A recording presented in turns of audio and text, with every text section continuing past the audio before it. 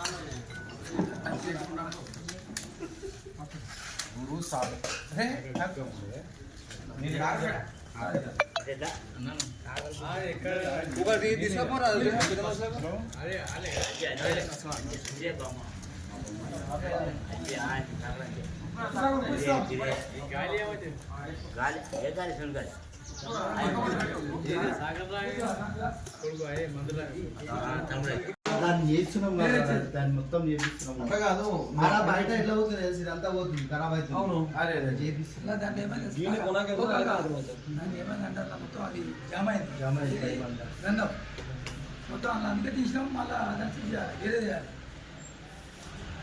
మొన్న శివరాత్రి వెళ్ళినప్పుడే మొత్తం పైపు అవతలు గెలిపించినాం. పైపు ఇడికి ఇంకేముంది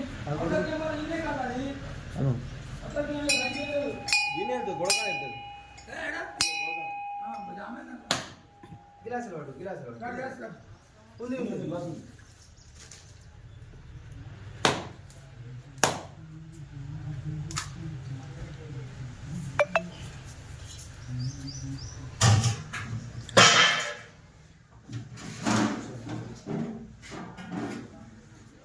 అక్షంతలు కలపాలి. పుల్లి అక్షంతలు వేయాలి కానీ అక్షంతలు కలుపుతుంది.